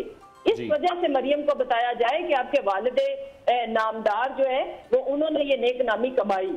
और जो पनामा जिसको वो आजकल माशाल्लाह से डिस्कस करती हैं, तो पाकिस्तान को जो सबसे बड़ा ग्रहण लगा हुआ है वो पीडीएम की शक्ल में लगा हुआ है, आप लोगों की शक्ल में लगा हुआ है। पनामा तो एक ऐसी इबरतनाक स्टोरी थी जिसने आपके सारे पोल खोल के रख दिए। तो इमरान खान साहब की जब बात करें तो उनके ऊपर केसेस क्या निकले हैं कि तोशा खाना से आयन और कानून के मुताबिक पैसे देके घड़ी खरीदी, राती मलकियत को कोई रखे या बेचे, उसके ऊपर ये सारा वक्त बक बक मशीनें ये प्रोपेगेंडा करते हैं। अगर कोई वाकई करप्शन का केस होता तो ये रखते, ये कभी ना रखते। ये तो जिस तरह से इन्होंने करैक्टर असैसिनेशन, ऑडियो वीडियो का जो धंधा इन्होंने शुरू किया हुआ है, सिर्फ ये इनके पास है, क्योंकि खान साहब माशाल्लाह उन्होंने कोई करप्शन नहीं की और फेक ऑडियो वीडियो के थ्रू। ठीक है मुसर्रत साहिबा, ये बताइएगा अभी आप शेयर करना चाहेंगे इमरान खान कहां तक पहुंचे हैं, कब तक अदालत पहुंचेंगे और अदालत में पेशी के बाद खान साहब दोबारा जमान पाक वापस आएंगे या फिर अब बनी गाला में स्टे होगा? देखें जी, हम लोग जिससे काफिला बहुत बड़ा है जी, हम हैं तो वी आर ट्राइंग। अभी हम लोग जो गुजरात सरगोदा इंटरचेंज है उसको क्रॉस कर रहे हैं, ठीक है, और काफिला चूंकि बड़ा है लेकिन फिर भी हम पूरी स्पीड से जाने की कोशिश कर रहे हैं ताकि टाइम पे अदालत पहुंचा जाए। इंशाल्लाह खान साहब आज ही वापस आएंगे, हम सारे उनके साथ वापस खान साहब तशरीफ लाएंगे लाहौर। जमान पाल की वो स्टे करेंगे, बनी गाला आज उनका कोई जाने का इरादा नहीं है, कोर्ट से सीधा लाहौर की तरफ रवानगी है जी। ठीक है मुसर्रत साहिबा, उसको नोटिस जब लिया गया है उस पर लार्जर बेंच हमने देखा वो भी टूट चुका है। पीडीएम की जानिब से बार बार इस्तदा भी की गई है कि फुल कोर्ट इस तमाम तर मामले पर तश्कील दिया जाए। अभी आप क्या समझती हैं, इसमें क्या रुकावट हो सकती है? क्या फुल कोर्ट होना चाहिए इस मामले पर ताकि जो भी फैसला आए फिर तमाम ही पार्टियों को कबूल हो? देखिए जी, हम तो अदालतों को डिक्टेट नहीं कर रहे और पाकिस्तान की सबसे बड़ी अदालत सुप्रीम कोर्ट, उनको हम डिक्टेट नहीं कर रहे कि ये कर दे तो वो कर दे। 4 जजेस ऐसे थे जिन्होंने डिप्टी स्पीकर जो थे कासिम सूरी, उनकी रूलिंग के खिलाफ फैसला दिया था, लेकिन हमने एक लफ्ज नहीं बोला। देखें, इस वक्त असल चीज क्या है? असल चीज ये है कि आयन और कानून में बड़ी वाज़ेह तशरीह है इसकी कि 90 डेज से ऊपर नहीं जा सकता कभी भी इलेक्शन। तो और विद इन 90 डेज के 1 घंटे के बाद ये जो इंटरम सेटअप गवर्नमेंट है ये इनवैलिड हो जाएगी, इसकी एक्सपायरी 90 डेज के ऊपर हो जानी है। उसके बाद पाकिस्तान को आयन और कानून के मुताबिक चलाना है तो इनकी तो कोई गुंजाइश नहीं है। तो हम ये चाहते हैं कि आयन और कानून के मुताबिक फैसला होना चाहिए। जितने भी पाकिस्तान में जो हमारे लीगल एक्सपर्ट्स हैं, जो कॉन्स्टिट्यूशनल एक्सपर्ट्स हैं, सबको ये बात पता है। अगर नहीं पता तो इनको नहीं पता, ये किस चक्कर में ये फरमाइश करते हैं। उसी तरह के जी जैसे ये कहते हैं कि जी जो लेवल प्लेइंग फील्ड होनी चाहिए। मुझे ये बताएं, अगर मैंने एक जुर्म सरजद किया और अगर मेरे ऊपर करप्शन चार्जेस हैं तो ठीक है, मुसर्रत साहिबा हमें सुन पा रही हैं?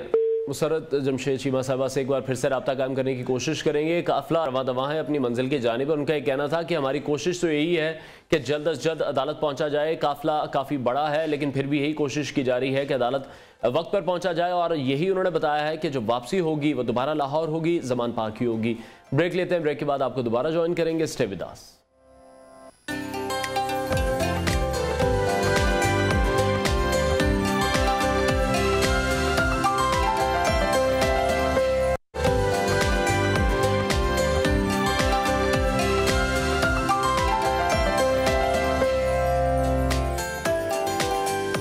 Welcome back. और अब दोबारा से बात करेंगे सुप्रीम कोर्ट में होने वाली एक अहम समाअत से मुतालिक, जहां पंजाब और केपी के असेंबली के हवाले से जो इस वक्त असखुद नोटिस केस की समाअत है वो जारी है, जहां जस्टिस जमाल मंदुखेल ने रिमार्क्स दिए हैं कि आर्टिकल 48 कहता है कि सदर का हर अमल और इकदाम हुकूमत की सिफारिश पर होगा। सवाल यह है कि आया मौजूदा हुकूमत या साबिका हुकूमत इंतखाब के ऐलान का कहेगी? आइन के मुताबिक आज भी हुकूमत गवर्नर से इंतखाब का कह सकती है। चीफ जस्टिस ने कहा कि इसके मुताबिक इलेक्शन की तारीख देना एडवाइस पर होगा। निगरान हुकूमत की तैनाती और इलेक्शन की तारीख पर गवर्नर किसी की एडवाइस का पाबंद नहीं है। अगर हुकूमत की तारीख के हवाले से एडवाइस आ जाए तो गवर्नर कैसे इनकार कर सकता है? जस्टिस मंसूर अली शाह की जानिब से इस्तफसार किया गया है। सुप्रीम कोर्ट में पंजाब और केपी के इंतखाबात असखुद नोटिस केस समाअत जारी है। आर्टिकल 48 का कहना है कि सदर का हर अमल और इकदाम हुकूमत की सिफारिश पर होगा। नुमाइंदा नियो न्यूज़ शाकिर अब्बासी हमें मजीद अपडेट करेंगे। शाकिर, मजीद बताएगा अदालती कार्रवाई से मुतालिक क्या रिमार्क्स दिए गए जस्टिस साहिबान की जानिब से? देखिए, समाअत का आज दोबारा आगाज हुआ है। सुप्रीम कोर्ट का 5 रुकनी राजिश बेंच ये तायीन करेगा कि 2 सूबाई असम्बलियों के इंतखाबात देने की तारीख का अख्तियार किसके पास है। आज जब समाअत शुरू हुई तो इस्लामाबाद हाई कोर्ट बार की जो आईनी पिटीशन है, उनके वकील जो सुप्रीम कोर्ट बार के सदर भी आबुल जुबैरी, उन्होंने दलाइल का आगाज किया तो अटॉर्नी जनरल ने उन पर एतराज किया कि ये जो है वो ऑर्डर में इनको सुप्रीम कोर्ट बार का सदर लिखा गया तो ये पेश नहीं हो सके, जिस पर जस्टिस ने कहा कि वो ऑर्डर में दुरुस्ती कर दी जाएगी। ये हमारा इख्तियार है कि किसको पेश होने की इजाजत देनी है या नहीं। उसके साथ साथ आज जब जो आबुल जुबैरी ने अपने जो दलाइल दिए, उन्होंने कहा कि इलेक्शन की तारीख और निगरान हुकूमत का क़याम एक साथ ही हो जाता है, और इस पर जस्टिस मंसूर अली खान ने उनसे पूछा कि क्या गवर्नर निगरान हुकूमत की एडवाइस को मुस्तरद कर सकता है। तो आबुल जुबैरी ने कहा कि इलेक्शन की तारीख देने का इख्तियार गवर्नर का है, वज़ीर आला का नहीं। इस पर अभी तक जो है वो समाअत जारी है। जस्टिस जमाल मंदुखेल जो है इस हवाले से काफी क्वेश्चन कर रहे हैं, जिसमें उन्होंने कहा कि सदर और गवर्नर के मामले पर काबिना की एडवाइस के पाबंद है या नहीं। लग यही रहा है कि इस बात जो है वो, क्योंकि सुप्रीम कोर्ट कल भी इस हवाले से कह चुका है कि इस मुद्दे को आज जो वो इसको तयन कर दिया जाएगा कि आया दोनों सूबाई असेंबली में इंतखाबात की तारीख देने का इख्तियार किस अहदे के पास है। समाअत अभी जारी है, जिसमें अभी तक जो है वो हाईकोर्ट बार के वकील है आबुल जुबैरी, उनके दलाइल जारी हैं। जो बुनियादी नुक्ता बार बार उसमें उठाया जा रहा है यह है कि तो यही है कि सदर को बाज इख्तियारात आइन और इलेक्शन एक्ट में हासिल है या नहीं। तो आबुल जुबैरी ने सवाल से क्लियर किया कि सदर जो है वो आइनी इख्तियारात रखता है और इलेक्शन एक्ट के तहत सदर जो है वो जो इलेक्शन एक्ट का जो है वो आइन का आर्टिकल 222 के तहत बनाया गया था, जिसमें सदर को इख्तियार है कि अगर कहीं ताखीर हो रही है तो सदर जो है वो इलेक्शन की तारीख दे सकता है। जिस पर चीफ जस्टिस ने पूछा कि सदर ने अगर इख्तियार था तो तारीख देने में ताखीर क्यों की, जिस पर आबुल जुबैरी का कहा कि सवाले से जो सदर के वकील हैं वही बेहतर जवाब दे सकते हैं।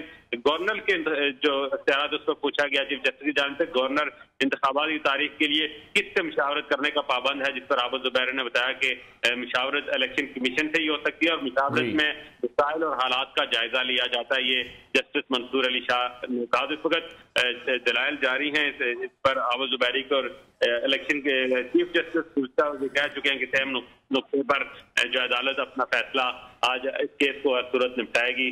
जी ठीक है शाकिर, एक अहम मामला ये भी था कि हमने देखा पीडीएम की जानिब से बाहर कहा गया कि फुल कोर्ट इस मामले पर अपनी राय दे। आप क्या देख रहे हैं? अभी 5 रुकनी जो बेंच है वो इस पर समाअत कर रहा है, इस हवाले से कोई बात हुई? इस हवाले से कल क्लियर हो गया कि बात की जब उसके बाद चीफ इलेक्शन चीफ जस्टिस ने 5 रुकनी लार्जर बेंच तश्कील किया और केस की समाअत शुरू कर दी। तो लगता यही है कि वो जो फुल बेंच चीफ देने की पिटीशन है पीडीएम की जानिब से, उसको सुप्रीम कोर्ट ने रद्द करके नया लार्जर बेंच तश्कील देकर मामले की समाअत शुरू कर दी। बहरहाल अभी तक तो ये जो बेंच है वो इस केस की मेंटेनेबिलिटी पर ही जो फैसला उसने करना है। एक आया ये जो लार्जर बेंच केस की समाअत कल दोपहर उस पर आज फैसला हो जाना है, लेकिन जो पीडीएम की जो मुतालबात है दरखास्त थी यहाँ इलेक्शन में सुप्रीम कोर्ट के सामने एक फुल कोर्ट बेंच तश्कील देकर इस केस को सुना जाए, वो बहरहाल चीफ जस्टिस की जानिब से उस पर कोई। ठीक है शाकिर, ये बताएगा कल जिस तरह से अदालत की जानिब से कल कहा गया था कि आज होपफुली फैसला सुना दिया जाएगा, तो कब तक मुतवक्किल है फैसला? देखिए आज दलाइल जैसे कहा कि कल सुप्रीम कोर्ट के चीफ जस्टिस ने ये बात कही थी कि इस अहम नुक्ते पर कोशिश करेंगे आज इन मुहूर्त को मुकम्मल करके इस केस को निपटा दिया जाए। तो उसी सिलसिले में अभी तो पहले जो है वो रोस्टर पर आए हैं अब जुबैरी, उनके दलाइल जारी हैं, उसके बाद मजीद कौन कौन यहाँ आता है, तो सबको सुनना है उसके बाद फैसला करना है। तो लग यही रहे कि आज जो है वो ये दोपहर के बाद दोपहर तक की केस की समाअत जा सकती है, लेकिन अब इस पर मुनसर है कि शुक्ला की जानिब से दलाइल कितने जामे होंगे, कितने लेंथी होंगे, या वो मुख्तसर दलाइल के बाद ही सुप्रीम कोर्ट अपना को फैसला देती है। इस हवाले से अभी ये कहना कब्ल वक्त है कि कब तक ये फैसला होगा। बहुत शुक्रिया हमारे कॉरेस्पॉन्डेंट शाकिर अब्बासी हमें अपडेट कर रहे थे अदालती कार्रवाई से मुताल्लिक। पाकिस्तान तहरीक इंसाफ के रहनुमा फवाद चौधरी की भी इस हवाले से स्टेटमेंट सामने आई है, वो मुलाहिजा करते हैं। हम केस है और उम्मीद तो है कि आज फैसला आ जाएगा। कल जो आर्गूमेंट्स हैं हमारी तरफ से वो मुकम्मल हो गए, अली जफ़र साहब के मुकम्मल हो गए, और अभी आज सिर्फ सलमान राजा साहब सदर साहब की तरफ से करेंगे और उसके बाद केस कंक्लूड हो जाएगा। बाकी जो फारूक नाइक साहब ने या अटॉर्नी जनरल ने करने हैं वो करेंगे और इंशाल्लाह शाम तक फैसला आ जाएगा। अहम दिन है, अहम फैसला भी मुतवक्के है। फारूक हबीब इस हवाले से क्या कहते हैं वो भी सुनते हैं। इमरान खान साहब साबका वज़ीर आज़म हैं, पाकिस्तान के मकबूल तरीन लीडर हैं, 22 करोड़ आवाम के लीडर हैं, और उनके ऊपर एक कातलाना हमला पहले हो चुका है जिसमें वो जख्मी हुए। उनकी इस हवाले से मज़ीद डिटेल्स भी आपके साथ शेयर करेंगे। अभी ब्रेक लेंगे, ब्रेक के बाद आपको दोबारा ज्वाइन करेंगे। Stay with us.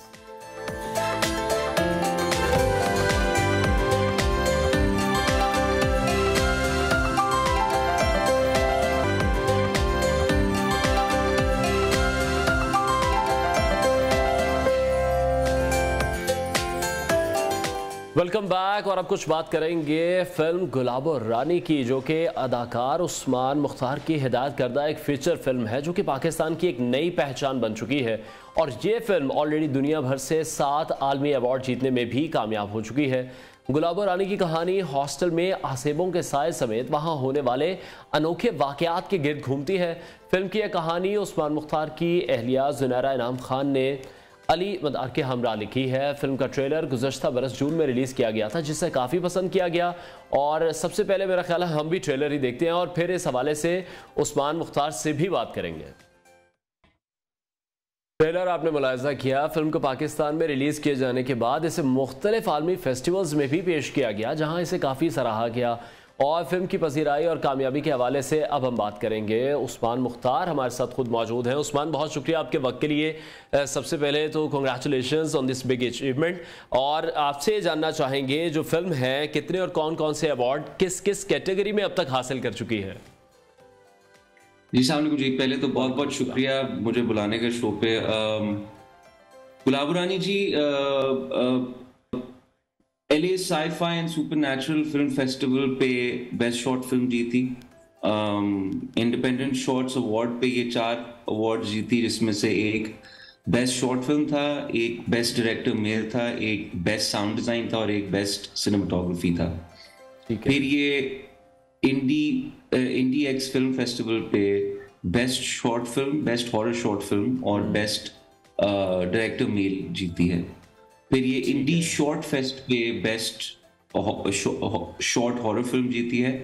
और फिर बुकारेस्ट शॉर्टकट सिनेमा फेस्ट पे ये बेस्ट एक्टर जीती है, जो हमारे एक्टर उसामा जावेद हैदर, उनको। ठीक है उस्मान, इस फिल्म को बनाने का आइडिया कैसे आया? कितने पैसों में बनी, कितनी देर में बनी? पाकिस्तान में फिल्म मेकिंग बिल्कुल भी आसान नहीं है, हमारे पास जो रिसोर्सेज हैं वो बड़े लिमिटेड हैं।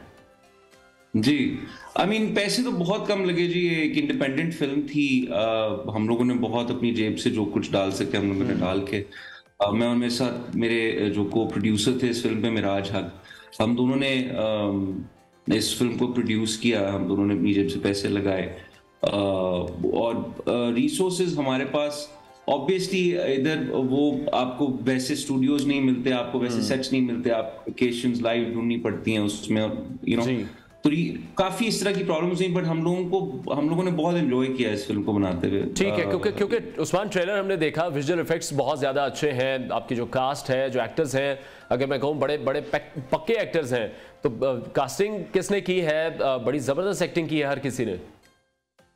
कास्टिंग मैंने जी खुद की है, और मुझे लगता है कि हमारे जो, मुझे एक चीज बहुत वो लगती है कि ये जो फिल्म मेकिंग है या कोई भी फिल्म हो या ड्रामा हो, कुछ भी एक टीम वर्क होता है, ये एक बंदा कर नहीं सकता, ना कोई डायरेक्टर कर सकता है अकेले, ना कोई प्रोड्यूसर कर सकता है, ना कोई एक्टर कर सकता है, ये पूरा टीम वर्क होता है। ठीक है, और तो अल्हम्दुलिल्लाह हम लोगों को एक बहुत अच्छी टीम मिली इसके लिए, जो हमारे साउंड डिजाइनर थे वो बहुत अच्छे थे, हमारे सिनेमेटोग्राफर बहुत अच्छे थे, हमारे एक्टर्स बहुत अच्छे थे।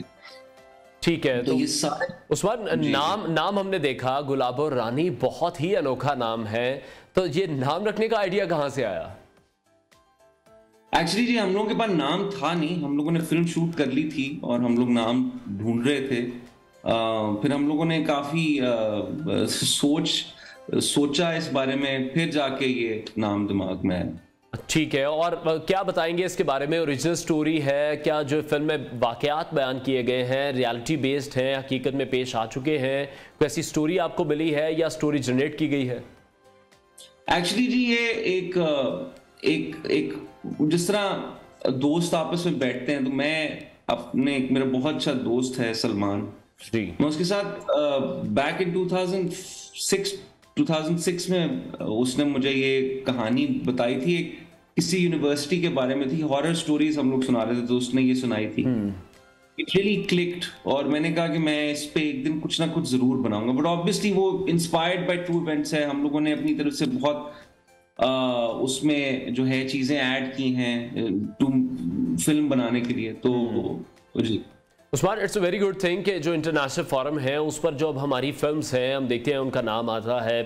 इससे पहले भी जॉयलैंड एक फिल्म बनाई गई, उसको भी इंटरनेशनल फोरम पर बहुत ज़्यादा सराहा गया। आप क्या समझते हैं कि नेशनल फोरम पर उस तरह से शायद पजीराई नहीं मिलती, उस तरह से हमारी फिल्म्स पर बात नहीं की जाती, या हमारे जो स्टार्स दूसरे भी हैं वो एक दूसरे की फिल्म्स को उस तरह से सपोर्ट नहीं कर रहे, क्या वजह है? एक्चुअली जी आई थिंक हमारे पास एक तो ज्यादा फिल्म फेस्टिवल्स है नहीं, इंडिपेंडेंट फिल्म मेकर्स जो हैं, जो थोड़ा सा स्लाइटली डिफरेंट काम करते हैं, जो ज्यादा कमर्शियल काम नहीं करते, उनके लिए एक ये फिल्म फेस्टिवल्स बहुत अहमियत रखते हैं उनके लिए, ये उनका जरिया होता है कि वो अपने फेस्टिवल्स में फिल्म भेजें और वहां पे वो शोकेस और वो दिखाई जाए, और ये यहाँ पे हमारे पास फेस्टिवल्स है नहीं। ठीक है, तो उस्मान जी कंटिन्यू कीजिएगा। एक तो वो चीज है, और दूसरा मुझे लगता है कि हमारे पास रिसोर्सेज भी नहीं है उस तरह की कि हम लोग वो कर सकें, तो यू नो उसमें ये नहीं है कि आपके जो एक्टर्स हैं वो, मुझे तो आई थिंक मुझे गुलाबो के लिए बहुत सपोर्ट मिली है अपने जो इंडस्ट्री के मेरे फेलो एक्टर्स हैं, डायरेक्टर्स हैं। ठीक है, तो अभी उस्मान के प्लान्स हैं कमर्शियल सिनेमा की तरफ भी आएंगे, ये एक्सपीरियंस कैसा रहा है? मुझे फिल्म मेकिंग बहुत अच्छी लगती थी, मेरा तो मैंने शुरू फिल्म मेकिंग से किया था, काफी लोगों को ये पता नहीं है, मुझे एक्टर वो कहते हैं, लेकिन बिल्कुल मैं यही आपसे जानना चाह रहा था, और मेरा अगला सवाल यही होना था कि हमने तो आपको देखा है सिर्फ स्क्रीन पर, तो जो बैक एंड स्टोरी है वो मैं आपसे जरूर जानना चाहूंगा कि फिल्म मेकिंग ही आपका शौक है, उसी को परसू करेंगे, या स्क्रीन पर भी हम आपको देखते रहेंगे साथ साथ? नहीं, इंशाल्लाह स्क्रीन पे भी देखते रहेंगे, लेकिन मैं हर 2-3 प्रोजेक्ट्स के बाद जरा वापस जाता हूँ डायरेक्ट करने के लिए और थोड़ा सा वो करने के लिए, तो इंशाल्लाह अभी हमारा प्लान यही है कि इसको हम लोग पिच करेंगे एज अ फीचर फिल्म। ठीक है, और अगर हम लोग को कोई प्रोड्यूसर अच्छे मिल जाते हैं तो फिर हम लोग इसको एक फीचर में बनाने की कोशिश करेंगे मासेस के लिए और सिनेमास के लिए। ठीक है, तो अभी तक तो हमने देखा है ट्रेलर ही सामने आया है, तो अगर किसी ने if someone want to watch the movie तो किस प्लेटफॉर्म पर देख सकते हैं, कौन से डिजिटल प्लेटफॉर्म पर, कब तक अवेलेबल होगी या अवेलेबल हो चुकी है? एक्चुअली जी कल इसका नया ट्रेलर आ रहा है, और उस ट्रेलर में फिर बता दिया जाएगा कि कब रिलीज हो रही है। इसी महीने मार्च में होगी जी रिलीज। ठीक है, तो आप किस तरह से देख रहे हैं, जिस तरह से हम देखते हैं हॉलीवुड में, बॉलीवुड में अगर कोई फीचर फिल्म बनती है या कमर्शियल फिल्म्स बनती हैं, उनकी एक प्रॉपर हम देखते हैं प्रमोशंस की जाती हैं, जगह जगह इवेंट्स होते हैं, वो कितना ज़्यादा ज़रूरी है पाकिस्तानी फिल्म इंडस्ट्री को बूम करने के लिए? क्योंकि फिल्में आती हैं और चली जाती हैं, लोगों को पता भी नहीं चलता। जी एक्चुअली आई मीन वो फिल्में होती हैं कमर्शियल फीचर फिल्म्स, उनके पास बजट्स होते हैं प्रमोशंस के। हम लोगों की एक बहुत गरीब सी फिल्म है और हम लोगों के पास बजट्स है नहीं प्रमोशन के, तो हम लोग तो इसी तरह ट्रेलर रिलीज करेंगे और उसके बाद ये ऑनलाइन अवेलेबल होगी फिल्म देखने के लिए। तो हम लोगों का तो ये प्लान है। ठीक है उस्मान, आप किस तरह से देख रहे हैं शॉर्ट फिल्म्स का जो ट्रेंड है वो बहुत ज़्यादा बढ़ता जा रहा है? अगर हम नेटफ्लिक्स की बात करें या दीगर प्लेटफॉर्म्स की बात करें, उस पर शॉर्ट फिल्म्स मौजूद हैं। बॉलीवुड की अगर हम बात करते हैं तो पाकिस्तान में भी आप देख रहे हैं कि ट्रेंड अब बढ़ेगा, हमें नए एक्टर्स मिल सकते हैं, वहाँ पर उनको भी सीखने का मौका मिल सकता है, पाकिस्तान की इंडस्ट्री इसी तरह ग्रो कर सकती है।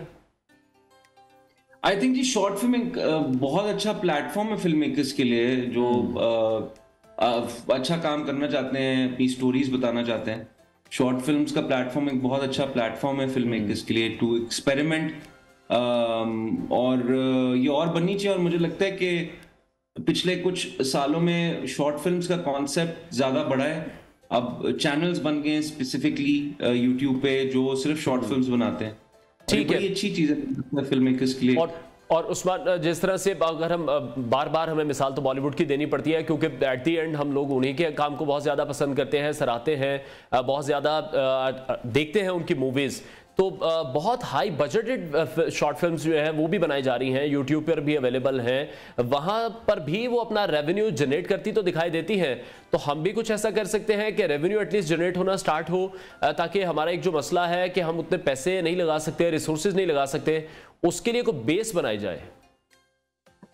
आई फील जी मुझे एक्चुअली ज्यादा सही तरीके से पता नहीं है यूट्यूब पे जो क्लिक थ्रू रेट होता है, बट पाकिस्तान में मैंने जितना सुना है, मैं गलत हो सकता हूँ, कि शायद इतना आपको नहीं आप कमाते थ्रू व्यूज, कम है। ठीक है जी कंपेयर टू बाकी तो वो जो मैंने सुना है उसके मुताबिक अगर वो कमाए भी तो वो कोई इतना कमाना नहीं होता कि उससे वो फिर फिल्म मेकर हो। जो फिल्म मेकर शॉर्ट फिल्म बनाएगा और वो सिर्फ वो शौक से बनाएगा, वो पैसों के लिए नहीं बनाएगा, मुझे नहीं लगता। ठीक है, बहुत शुक्रिया उस्मान मुख्तार हमारे साथ इन कॉन्वर्सेशन थे। बहुत ज़्यादा बेस्ट विशेस हैं हमारी तरफ से आपके इस वेंचर के लिए और उम्मीद करते हैं कि आप इसको कंटिन्यू करेंगे और जो नाजरीन हैं वो आपको स्क्रीन के साथ साथ फिल्म मेकिंग में भी अब इसी तरह से एक्टिव देखेंगे। बहुत शुक्रिया उस्मान आपका। थैंक यू जी। आगे बढ़ते हैं और अब एक खबर शामिल करेंगे तुर्किया के शहर इस्तांबुल से, जहां वोडाफोन स्टेडियम में गुज़श्ता रोज होने वाले फुटबॉल मैच के दौरान शायकीन की जानिब से जल्जले से मुतासरा तुर्क और शामी बच्चों से इज़हार यकजहती करने के लिए बड़ी तादाद में खिलौनों का अतिया दिया गया। ये वीडियो बहुत ज़्यादा वायरल हुई। इस फुटेज को अगर आप देखें तो ये इस फुटेज को देखकर ही गूज बम्स आ रहे हैं कि किस तरह से टॉयज़ उन लोगों की जानिब से पेश किए गए हैं, ग्राउंड में फेंके गए हैं उन जल्जला मुतासरीन बच्चों के लिए, जो कि यकीनी तौर पर अपने घरों से बहुत ज़्यादा दूर हैं, उनके पास घर नहीं है, रहने के लिए छत नहीं है, लेकिन बच्चे इन मुश्किलात को उस तरह से नहीं समझ सकते, अंडरस्टैंड नहीं कर सकते, तो उनके लिए यहाँ पर टॉयज़ इकट्ठे किए गए हैं। इस मैच को रोका गया है। वीडियो बहुत ज़्यादा वायरल हुई इंटरनेट पर। जो ये फुटबॉल स्टार्स हैं ये भी यहाँ पर मौजूद थे। इस्तांबुल का स्टेडियम है जहाँ तुर्क सुपर लीग हो रही थी और यहाँ पर होने वाले मैच जिसका अख्ताम 0-0 से हुआ उसे 4 मिनट और 17 सेकंड के बाद रोका गया था, ताकि जो शायकीन हैं वो जल्जले से मुतासरा बच्चों के लिए जो सॉफ्ट टॉयज़ हैं वो अतिया कर सकें। तो स्टेडियम में बैठे जितने भी शायकीन थे, जो स्टफ टॉयज़ हैं वो उनकी जानिब से फेंके गए हैं स्टेडियम में उन तमाम बच्चों के लिए जो जल्जले से मुतासर हैं, जिनके घर अब नहीं हैं और वो खुले आसमान तले मौजूद हैं। इस्तांबुल के फुटबॉल ग्राउंड से वायरल होने वाली वीडियो इस मैच के दौरान तमाम शायकीन को एक साथ जल्जले से मुतासरा बच्चों खिलौनों का अतिया देते हुए देखकर जो सोशल मीडिया पर सार्फिन थे वो भी काफ़ी जज्बाती हो गई। इंशाल्लाह कल आपसे नई स्टोरीज़ के साथ मुलाकात करेंगे। अपना बहुत सारा ख्याल रखिए। अल्लाह हाफ़िज़।